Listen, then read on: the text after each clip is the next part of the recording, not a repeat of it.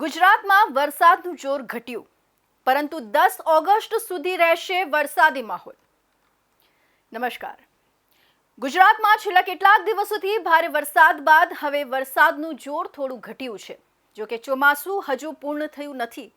હવામાન વિભાગે આગામી 10 ઓગસ્ટ સુધી રાજ્યના અનેક વિસ્તારોમાં હળવાથી મધ્યમ વરસાદની આગાહી કરી છે. બીજી તરફ વરસાદ ઓછો થતાં રાજ્યના અનેક શહેરોમાં તાપમાનમાં નોંધપાત્ર વધારો થયો છે. ગાંધીનગરમાં તો માત્ર એક જ દિવસમાં 4.1 ડિગ્રી સેલ્સિયસનો વધારો નોંધાયો છે. આ સાથે દરિયાકાંઠાના વિસ્તારોમાં માછીમારો માટે પણ મહત્વની ચેતવણી જાહેર કરવામાં આવી છે. જોઈએ આ સમગ્ર અહેવાલ.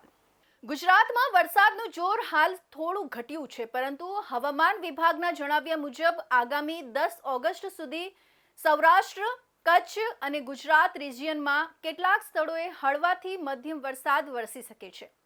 રાજ્યમાં અત્યાર સુધી સિઝનનો સરેરાશ 15.99 ઇંચ વરસાદ થવાનો હોય છે, પરંતુ આ વર્ષે અત્યાર સુધીમાં 18.87 ઇંચ વરસાદ નોંધાઈ ચૂક્યો છે. એટલે કે સામાન્ય કરતાં લગભગ 18% વધુ વરસાદ નોંધાયો છે. અમદાવાદમાં પણ વાદળછાયા વાતાવરણ વચ્ચે એસજી હાઈવે સહિતના અનેક વિસ્તારોમાં વરસાદી ઝાપટા પડ્યા, જેના કારણે લોકોને ગરમીમાંથી આંશિક રાહત મળી હતી. વરસાદની તીવ્રતા ઘટતા હવે રાજ્યના અનેક શહેરોમાં તાપમાનમાં વધારો જોવા મળી રહ્યો છે. ગાંધીનગરમાં એક જ દિવસમાં મહત્તમ તાપમાન 4.1 ડિગ્રી વધીને 32.6 ડિગ્રી સેલ્સિયસ સુધી પહોંચી ગયું છે. વડોદરામાં 3.4 ડિગ્રીનો વધારો નોંધાયો, જ્યારે ભાવનગરમાં પણ 2.6 ડિગ્રીનો વધારો જોવા મળ્યો છે. 3 ઓગસ્ટના રોજ 34.6 ડિગ્રી સેલ્સિયસ સાથે ભાવનગર રાજ્યનું સૌથી ગરમ શહેર બન્યું હતું, જ્યારે રાજકોટમાં તાપમાન વધવા છતાં રાજ્યનું સૌથી ઓછું મહત્તમ તાપમાન નોંધાયું હતું. સુરત, પોરબંદર અને દીવ જેવા દરિયાકાંઠાના વિસ્તારોમાં તાપમાનમાં ખાસ ફેરફાર નોંધાયો નથી અને વાતાવરણ સ્થિર રહ્યું છે. દરિયાકાંઠાના વિસ્તારોમાં હાલ સ્ટીપ પ્રેશર ગ્રેડિયન્ટના કારણે મજબૂત પવન ફૂંકાવાની શક્યતા વ્યક્ત કરવામાં આવી છે. પવનની ઝડપ 15 થી 20 નોટ્સ અને ઝટકાઓ સાથે 25 નોટ્સ સુધી પહોંચી શકે છે. દરિયામાં 30 થી 40 કિલોમીટર પ્રતિ કલાકની ઝડપે અને ઝટકાઓ સાથે 50 કિલોમીટર પ્રતિ કલાક સુધી પવન ફૂંકાવાની શક્યતા છે.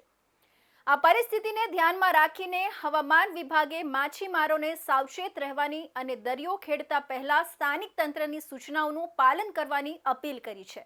હવામાન વિભાગના ડાયરેક્ટર ડોક્ટર એ.કે. દાસના જણાવ્યા મુજબ રાજ્ય અને દેશના વિવિધ વિસ્તારોમાં અનેક હવામાન પ્રણાલીઓ હાલ સક્રિય છે. મોન્સૂન ટ્રફ ઉત્તર ભારતમાંથી પસાર થઈ પૂર્વોત્તર ભારત સુધી વિસ્તરેલી છે.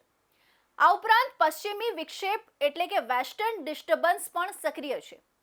સૌરાષ્ટ્ર, કચ્છ, ઉત્તર પૂર્વ રાજસ્થાન તેમજ પશ્ચિમ મધ્ય બંગાળની ખાડી અને આંધ્રપ્રદેશના દરિયાકાંઠા વિસ્તારમાં સાયક્લોનિક સર્ક્યુલેશન સક્રિય હોવાથી આગામી દિવસોમાં રાજ્યમાં છૂટાછવાયા વરસાદની શક્યતા યથાવત રહેશે. એક તરફ ભારે વરસાદથી લોકોને હાલમાં રાહત મળી રહી છે, તો બીજી તરફ વધતા તાપમાન અને દરિયાકાંઠાના વિસ્તારોમાં મજબૂત પવનને લઈને સતર્ક રહેવાની જરૂર છે.